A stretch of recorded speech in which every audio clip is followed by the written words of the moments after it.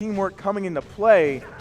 Great save. And my earlier point being, though, before that happened was UNG, I like how they're being able to fight back this game. Last game it was a complete stomp. This time they are able to at least go tit for tat with Georgia State. Yeah, I love this coming out from UMG. They just didn't give up after game one, and it's good to see that. Like, they have the characters to definitely come back in this late game. They have the Daji, they have the Ganesh, and they also have Chalk's slow field. So they have a lot of control in these late game team fights. So I could definitely see them winning, but I could also see them getting completely blown up by Georgia State's team composition. They have Janice's ultimate, and they also have Stinger from AMC, and those two abilities alone could really put out a lot of damage and take somebody out almost instantly.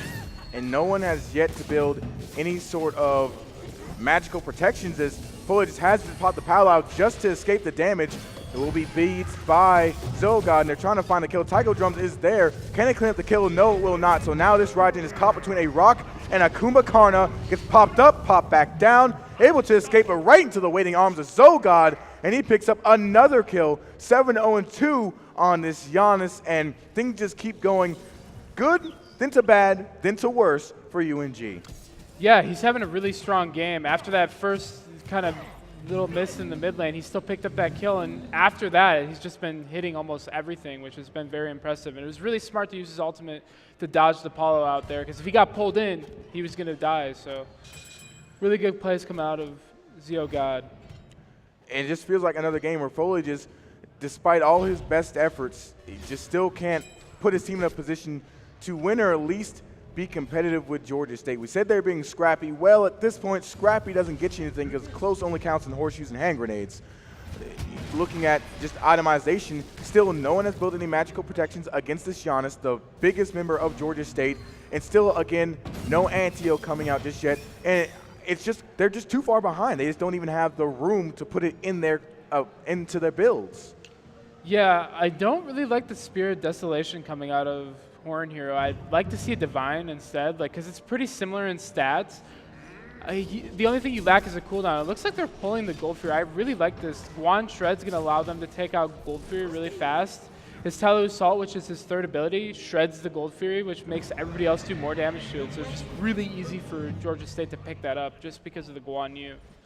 And why wait? You have priority, you have the lead sitting at a 5,000 gold lead as it stands right now. Darklaw picking that one up, probably going to extend it even more. The Pal actually comes out with a Ganesh ultimate, trying to pull some people back in. They do get two, so they are able to turn one around with Horn Hero. But what else can they get on the back of this is the question. The Giannis is still able to escape with low health. Rice picks up another kill. Darklaw joins him as well, and they pick up more. So Georgia State always answering, always unrelenting, always just bloodthirsty. The Chalk will try and look for another one, but Rice is just going ham. We doubted a little bit the Guan Yu jungle and its viability. Well, he's saying, hey, this is my pocket pick. I know what I'm doing. You guys get off my back. And he is controlling this game along with Zogod. Yeah, I feel like that was the case the last game as well. Zogod and Rice just have a really good connection, I feel like, between the two of them. And they've basically controlled the pace of like both these games. And it's cool to see Rice come out on something like a Guan jungle that isn't something that's usually in the meta. So being able to pull out a character like that really shows how strong and versatile he is. So it's cool to see coming out of him. Fire Giant has spawned, but Georgia State can take all the time they need before going for it. You already see Vamana picking up his next, I believe that is the Hasten Katana, if I'm not wrong. So just being able to stick to targets even more. Sovereignty coming out from the Kumbhakarna, so just more tank stats. Just extending that lead, not only with Golden XP, but with their items and making sure there's no room for UNG to come back in. UNG, where do you think that they have to look to try and find a way back into this game? Is it through their jungler? Do they have to try and find a way for the Daji to be more impactful as Kronos just gets blown off the face of the earth by Avant-Garde there in the jungle alone? I don't know what he's doing there, but you gotta look for something, I guess. But the point is, who do they look to get this lead back? Yeah, they kind of need to just look to, they need to try to get wards out so they can kind of see where Zogod is, because if he connects an ult, they're just going to lose the fight on UMG's side. And right there he did onto the Kern with the Stinger as well, so he just completely got one-shotted. So if something like that happens, UMG's going to be in a rough spot, but if they can get vision out, if they can kind of see where Zogod is and see where the AMC is as well, and kind of jump on them before they go on them, I think it'll be really good for UMG's side. But if they don't ever get that engage off, it's going to be really rough for them to get back at Georgia State and come back into this game. Try and rely on that Palau. Try and rely on Ganesh and some of those other abilities. You pick this composition in order to sort of counteract some of these issues.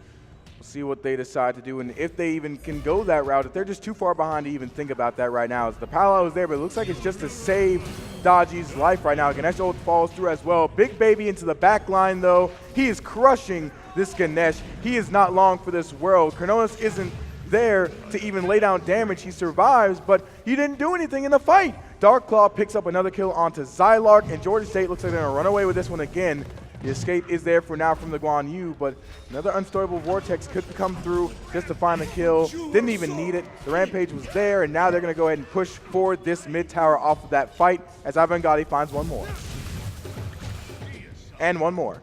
Dark Claw. You know, just doing Dark Claw things. Deicide for Georgia State. Yeah, so when they took that fight, there was already, Kern was kind of coming into the fight late because he got picked off before, and it was kind of a really awkward fight. I think they really wanted to defend the Pyro, but they probably should have just given it up. They could have just looked around to see if they're on fire, but they could have took a safer path, because Pyro doesn't really do that much, and that's all they were really looking for there. And they're going to get it anyways now because they lost the fight trying to walk into them uneven. So I don't like that out of UMG that much. Looking at the comp now, and as this game's kind of progressed too, they only really have the Dodgy Paolo to force anything out, and they don't really have anything else to really take any of the purification beads off the side of Georgia State. So Dodgy's just going to be jumping in, and all of Georgia State's is just going to beads her Paolo, and then as she falls, they're just going to kill her off the Paolo. And there isn't really any follow-up or any other big CC that they can rely on that takes advantage of the Dodgy taking away all the beads. So I think the way they have to play these fights is kind of try to switch it up. They either have to wait for Georgia State to push a Phoenix, or maybe look for a pick on them on the outside here. Bamana is or Rice is coming with Bamana on this side, but they don't have all their players here. There's good damage coming out, but it just doesn't look like it's going to be enough to take this Bamana out. Yeah, Dark Claw ain't taking a quarter of his health gone. You know, starting to feel the pain a little bit, but I totally feel you on that point. I just can't really see who else would be the one to take the beads off of any of these carries. I mean, maybe if someone were close enough to getting blown up so they had to use it to get out of a stick situation, but even then, I mean, I just don't see that happening anytime soon. And right now, UNG just has to wholeheartedly back off as the Oni Fury is taking for Georgia State, so that means they now have even more power on their minions as well to push Fire Giants up. So if they follow the basic rules of Mobile 101, ladies and gentlemen, it's push waves, you have empowered minions, go for Fire Giant, and try and close out game. UNG doing their best to try and come back and make this a game, but really, looking at their item builds, they're just so far behind. Unless Georgia State pretty much gives up advantages, it just looks really hard for them, even in the top lane.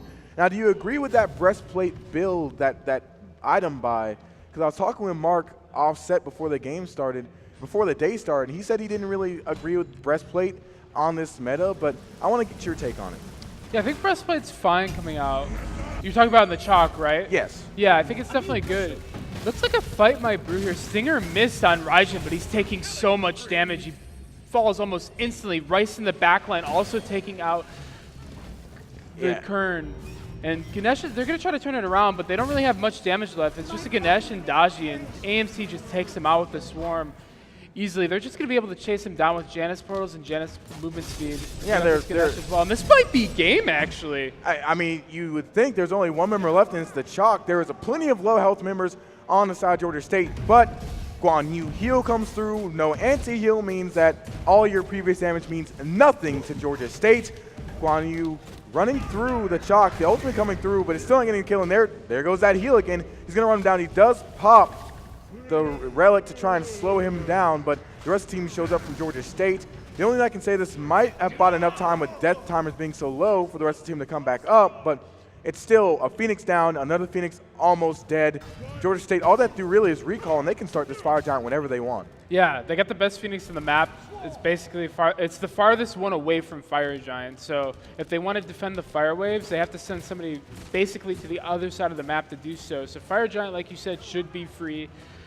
It's going to be really hard for UMG to fight back into this. If Chalk had a blink and was able to go in at the same time with Dodgy, I would like it a lot better, but since they don't really have a way to get this chalk in, it's going to be really hard for them to dive. So I want UMG to kind of try to turn it into like a more of a counter-engage strategy. If they don't do that, then it's going to be really hard for them to even win a fight at all, even take any kills, in my opinion. I really think that they had to pull a page out of Team Rival's book and just try and stall out the game until the Dodgy can get big enough to blow up one of these carries from Georgia State. And then maybe they can start turning some fights around, because right now, as it stands, they just don't have that type of power.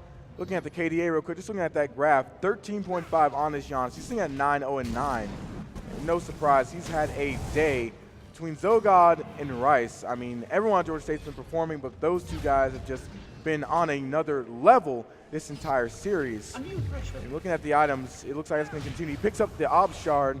So for those of you that know, that's Obsidian Shard for more penetration. And he's at full build already, and we're only 21 minutes in the game. Yeah, that's really strong. As soon as you have Soul Reaver and Obsidian Shard online, as a mage, you literally hit everybody for the same damage. Even the tanks. The tanks are not even tanks anymore at this point. So Zeogod's going to definitely do a lot of damage. Look at that 2 coming out, almost taking away a quarter of Ganesh's health in one ability. And they didn't even need everybody there to take Fire Giant.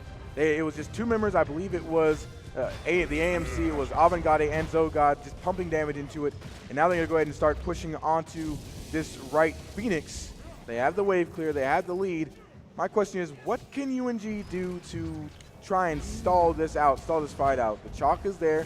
He's the really only tank they have. He goes in, looks for the ultimate, but the big baby comes out. He is crushing this Dodgy. She has to use the Pala again just for defense. And on the other side of the fight, Horn Hero falls. Saffron is able to answer back on the AMC. This Konos is just pumping out damage, but doesn't matter at this point. There's no anti-heal steal. There are low members, but shields are coming through as well. However, Georgia State still having a tough time getting through this chalk. They do it eventually, and that's just doing all they can to stall us. From this is probably a game as more members continue to fall for UNG. Yeah, between the Fire Giant healing and the Guan sustain, it's really hard for UMG to even take them out. They're almost going to be full health coming out. I wouldn't be surprised if they try to just walk in and end the game right here. The minion wave is there. They don't have another Phoenix wave coming in just yet. However, they shouldn't need one. They're going to go and take the middle Phoenix and be safe. Play it smart.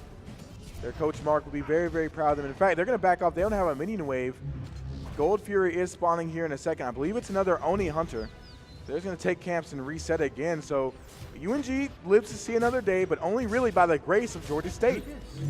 Yeah, UMG definitely could have lost the game there, but Georgia State really wanted to play it smart and kind of just play it slow, which I could kind of respect, but I feel like if they just walked it in and tried to end it, they definitely could. But the one thing that UMG did do there was take out Avant, and that made it so they lost a lot of their consistent damage on Titan. So being able to take him out definitely stalled the game out. It was a really good target selection coming out of UMG.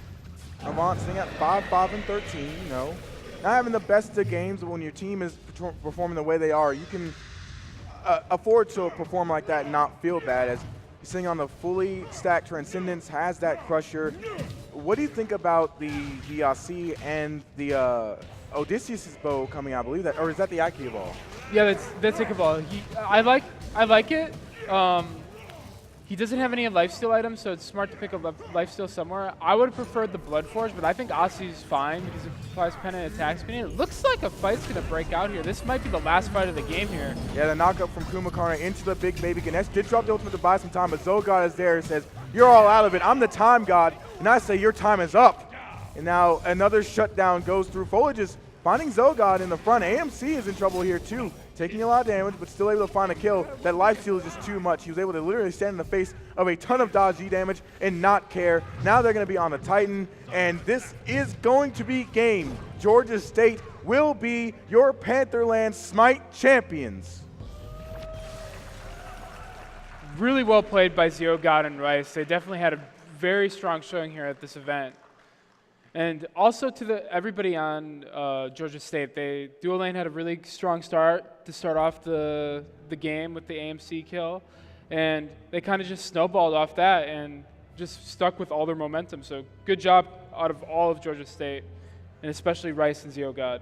Yeah, there was a lot, not a lot, I won't say a lot. There were some hiccups for Georgia State, but you're right. Overall, clean games, didn't really give up any advantage to UNG. Foley just tried his best in the early game, but just wasn't enough. So got to be proud of the Georgia State Panthers winning in their home stadium, getting the home crowd, winning this grudge match as well. Mark was telling us before the game that they were talking a little bit of smack between both teams, so Georgia State now get that bragging rights. We're going to go look at some highlights, some replays, and try and see where things went wrong for UNG and what went right for Georgia State. As actually, no, we're going to be looking at camera. Oh, there are replays. This is the first 2v2 of the game. So no, this is when the AMC and Kumba mistimed their ultimates, and then Ziogod and Rice came through the back with the Janus ultimate to take him out and really give good team support here. So it just shows how much communication is going in between Georgia State, and I feel like that's what carried them through the set, which is really, really strong. Yes. And like right here too, Guan didn't horse out. He wasn't afraid of the taiko drums. He knew Ziogod was coming back to finish him off, so just good communication coming out. It just shows the mark of a team that's been playing together for a while. This Georgia State team has been together for a very, very long time. And as you said, just those rotations that UNG were not able to answer, got punished for, especially in the dual lane. It wasn't the jungler this time that came in the mid with a little bit of jungle help on top of it. I mean, this is I believe this was one of the final Phoenix pushes that we saw where this fight was, and it was just great engage from UNG, but at this point it was almost futile. Second to last one, I believe. Yeah, this is when they took out Avant to kind of stall out the game. I think Georgia State could have tried ending it here, but they didn't want to because they didn't have the Hunter. And here's the last Phoenix seed. Yeah, this is where Big Baby comes out. I mean, everything was so point. There wasn't an answer back. I believe Daji did get a kill to shut. Just to highlight how far ahead Georgia State was, this was the point where Avant, a front load of damage from Daji, and his life steal just kept him alive the entire time. Yeah, between Guan heals and Aussie, it's really hard to take down a Hunter that has that much sustain coming out. And so I mean, we're going to head into Paladins next, but that was some really, really, really good games coming in from Georgia State. We're going to go ahead and toss to the interview with the winning team. Dakota, take us away. Thank you guys so very much. I am standing here with the winning team today, GSU. Way to go, guys, on that big victory today, winning the tournament. So real quick, I mean, how did you guys achieve the win today, and what are you guys going to plan on going forward? I think our win today is just a combination of just our teamwork and how much we played together overall, and yeah. So going forward, I mean, is this it for you guys? Are you guys aiming for another tournament? For this semester, I think that this is all for now, but hopefully in the future that our team, we can find another tournament to go ahead and try and win in. Okay. And what about you? What do you think that got you guys the win today, and what about moving forward? So our past tournaments, we played in NACE, the North American Collegiate Esports League for SMITE, and we played a lot of high-tier teams, and just playing through that and getting, we got 3rd or 4th in that across the nation. That really solidified our teamwork, and yeah, we just played our comfort picks, played what we know. Awesome, awesome. So one last question here, though, is, you know, was there anything that you guys saw as difficulties today that you had to work through, or was there anything that you guys need to work on as a team going forward? Maybe moving on as a team going forward, we just have to communicate a little bit more, maybe, and then just probably find more synergies that we have with each other. Okay, and what do you think? Was there anything today that you're struggling with, or think that the team could work on going into another tournament? Today everyone was pretty much playing on fire. You know, maybe we can improve our ADC. Playful Gade, yeah, maybe we can improve that, but that's about it. Well, guys, we greatly appreciate you here coming to Panther Landing. I know everyone else has enjoyed you guys' game today, so just to let you guys know, seeing as you are the winners here today, we've got keyboards for you guys being the winners, so we really appreciate you guys coming out today. Thank you so much. Thank you, thank you. So right now, what we're going to be doing is we're going to be switching over to Andrew here, who's got a little bit more prize raffle going on today. Thank you very much. And you two gentlemen can stay up here, Rice. You're not done. You don't get to leave. All right, thank you all. Great competition. It was a great SMITE match. And our competitors doing an incredible job today. Yeah, there we go. Much better. So again, we've done 4 of these championships now for SMITE. I believe this is the 2nd that GSU has taken. Yeah. Excellent. So all right, they are defending their championship. They did it this time. Happen next time. UNG gave them a good run for their money, but they're not just winning keyboards. We will also be awarding them $1,000 in scholarships for having won today. Esports playing scholarships for playing video games. You knew this would happen when you were in elementary school. So yeah, your SMITE champion team for season 4, Georgia State University. Thank you. And get ready for Paladins. Hold on, let's hold this up.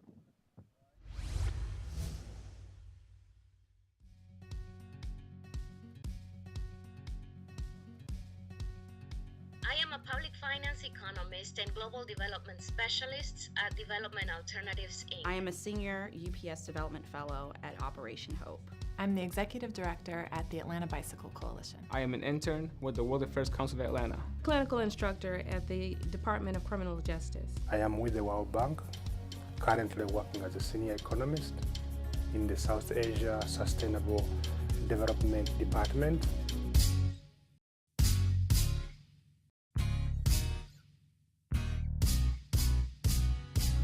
Located in the heart of downtown Atlanta. We are the Andrew Young School of Policy Studies, where cutting-edge theory meets a world of opportunity. We're ranked among the top 25 graduate programs in public affairs and administration. And because we believe the best education comes with practical experience, our students completed more than 8,000 internship hours. At federal agencies, national nonprofits, local governments, and community groups. So what do you want to do? Transform cities, draft economic policy, advocate for the disadvantaged, fight for justice. You just might change the world. With a degree from the Andrew Young School of Policy Studies, we teach great minds to do great things. Andrew Young School of Policy Studies. We're changing the world. One student at a time. One idea at a time. We are the Andrew Young School of Policy Studies at Georgia State University. Right choice for me was to attend the Andrew Young School of Policy Studies because it is recognized as one of the top schools in public finance and budgeting worldwide. The real-life application skills that I got here at the Andrew Young School were invaluable. We got to work with nonprofits and other organizations, and actually I had several great research internships. The faculty at the Andrew Young School have a passion for teaching and mentoring.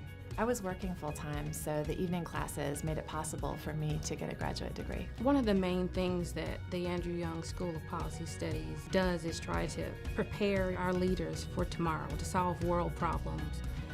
And the school gave me just that. I am the Andrew Young School of Policy Studies. I am the Andrew Young School of Policy Studies. I am the Andrew Young School of Policy Studies. We are the Andrew Young School of Policy Studies at Georgia State University. We're going to change the world, one student at a time, one issue at a time, and you'll be surprised how quick it adds up to a better world.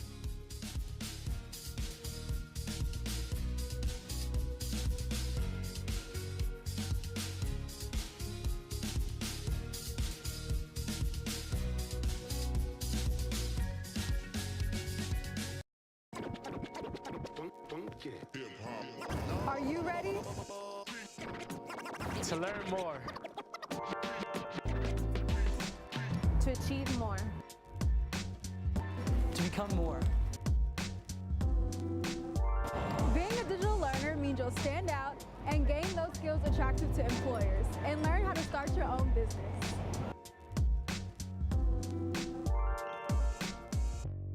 Being a digital learner will help improve your career and expose you to industry professionals.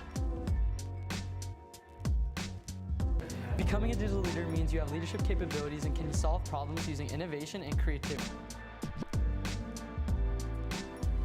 Becoming a digital leader will help you excel in any career path and enhance your portfolio.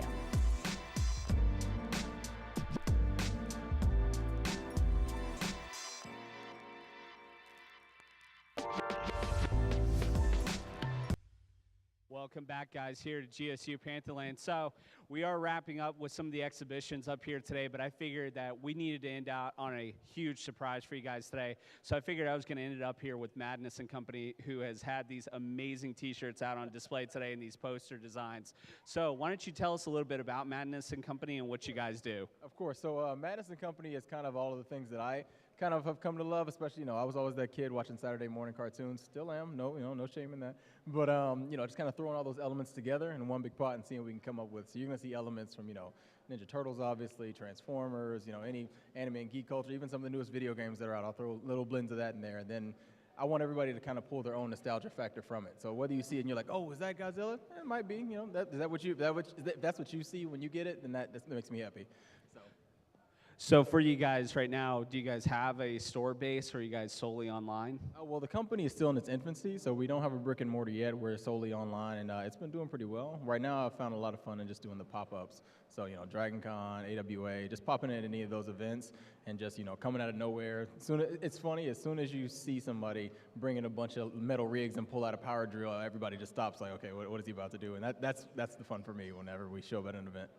Yeah, we definitely wanted to get a chance to talk to you guys today because you guys had one of the best stands. We loved the lanterns and everything. So you have a lot of influence going into these designs. Besides T-shirts, what other stuff do you guys create? So one of the things we wanted to focus on is merchandise and apparel. It's not just, it's not just going to be shirts. It's not just going to be crew necks, which we do sell, but I want to kind of expand beyond that. So we're going to have, skateboard decks coming up. We're going to have Letterman varsity jackets coming up. And some of this merch is going to be limited so that when it's gone, it's gone. But, that's going to make some people sad, but new merch is coming. So that's one of the things I always want to kind of keep pushing is, you might not have got this around, but we're going to have something completely different to surprise you that you probably didn't think we're going to carry. Sometimes it's going to be obnoxious, but sometimes it's going to be really cool. So.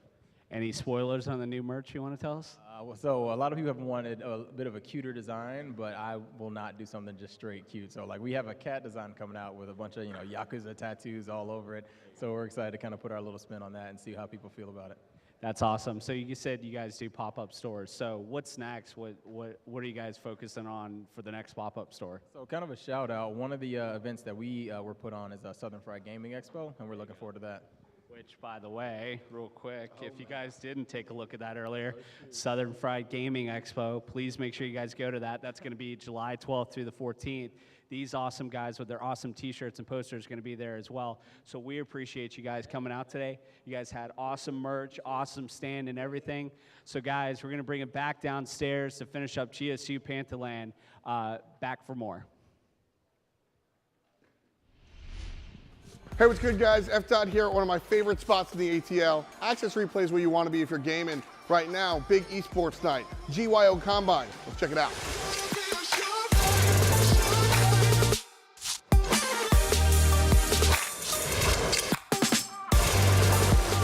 I know this guy already, but I'll let you introduce yourself to the crowd. What's going on, man? What's up, guys? I'm Cole Culture Gibson. I work here at Access Replay. I'm a caster. I'm an Atlanta esports guy. So yeah, that's me. And that's really the point that I wanted to get at, was that you're an Atlanta esports guy in general. You go to school here, you game here, you've been about it, and now Access Replay is kind of giving this kind of like a home base, so to speak. Yeah, I mean, it's been really great. This is something Atlanta's needed for a long time. Just a place where all the local college students, people, gamers can just come and hang out, chill. You can work on stuff all you want. You don't have to come game, but if you want to work on your skill on some high quality PCs, performance, stream, anything related to esports you could possibly imagine, you can do it in here. 5 years ago, I didn't even think any of this was possible. A lot of esports was, well, we're just a bunch of guys that showed up in the Georgia World Congress Center, but it wasn't like a huge thing. It was still a small group of friends. Like, I used to coach Georgia State's League of Legends team, and it was just 5 guys in a dream, basically, and to see it just sort of blow up in this short span of time. We have SMITE here growing big. We got Overwatch team now. It's amazing. Like, so many people are getting invested, not just the I want to be a part of something that's a spark invested, but they actually care and have passion for it and want to see it grow in Atlanta, which is great about Atlanta because some other cities you don't really see that. The Atlanta local knows what it is. Esports alive and well here in the ATL.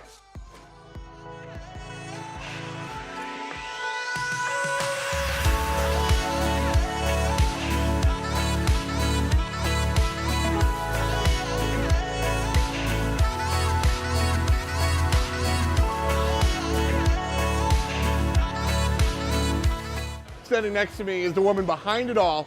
I'll let you introduce yourself to everybody. Hey, I'm Allie Young. I'm the CEO of Access Replay.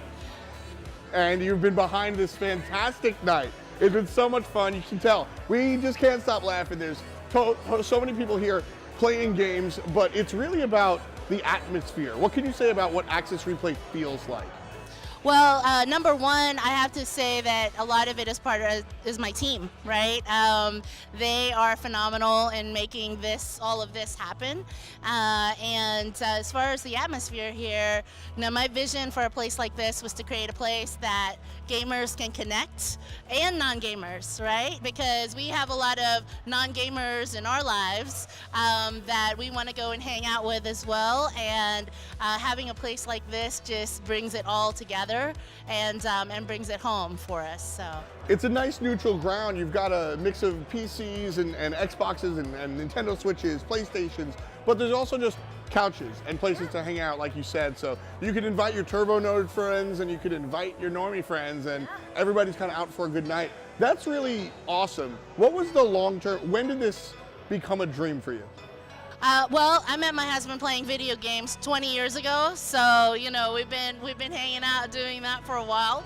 But really about 4 years ago, we started conceptualizing this idea. Now, you mentioned something that's really important to me personally, is that you met your husband playing games 20 years ago. Yeah. That was kind of out of the norm. Now, gaming, it's a generational thing. Right. You and I, probably not the youngest people that are watching this video, we've seen the difference. Yeah. And now, this is what you do on a Friday night. Right. The problem is, there's not enough places. Now, you've got Access Replay, and it's a big deal. So what's the future look like here? Well, the future looks like, really, we're looking at having Access Replays all over the world, and we're already working on doing that. This is our proof of concept space, and so far the community has just absolutely loved it, and we're just really excited to offer it to fellow gamers and non-gamers. Well, you're certainly proving the concept right here. Last thing I want to mention is that community aspect you were talking about. This was a big event. We just had a couple of speakers here talk about esports in the Atlanta spot. Basically, it's a pretty cool cooperation between partners, and of course, esports is all about partnership. So thanks to the folks at Access Replay, Ali, for hosting us. Thanks for the folks at Geo, which is an amazing platform that powers this LAN center. There's so much gaming and esports in Atlanta. Access Replay, I think, is going to help everything sort of keep going. What's your role in this whole big dream? Well, we really just want to promote the ecosystem, and we're doing that through events like Esports Week Atlanta, and we're doing that, and we're bringing that to Esports Week Dallas and Esports Week Montreal, and really just showcase how gamers and our lifestyle, work together. So. And as I said, that's the future, and that's where we're at right now. Ali Young, CEO of Access Replay. Thanks again for joining me. Thank you. Good luck with everything.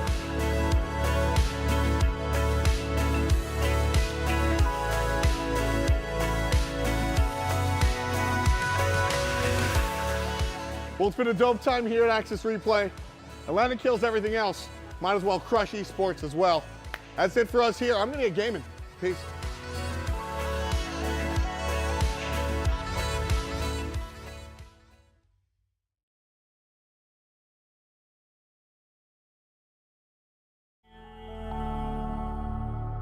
What do you know?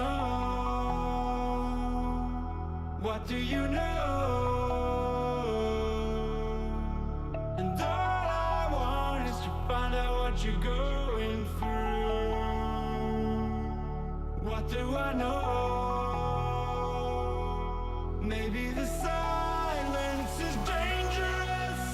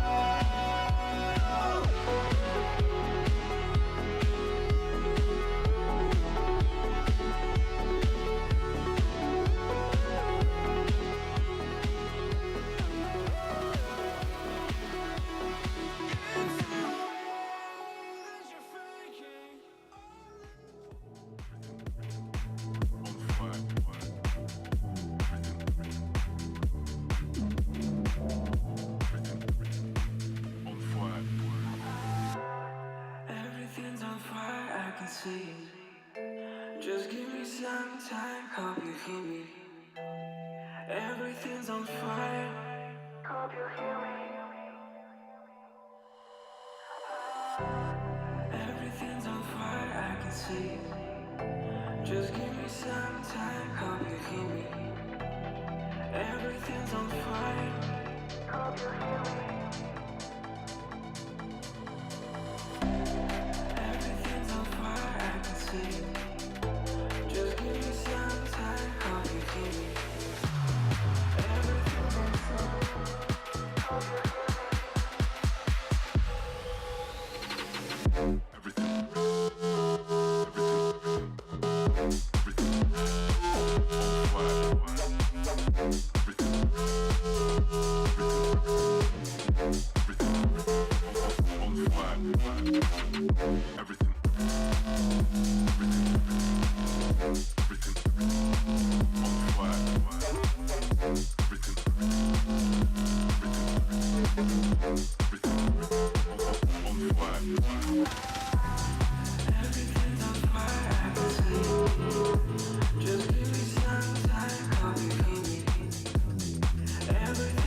fire, hope you hear me.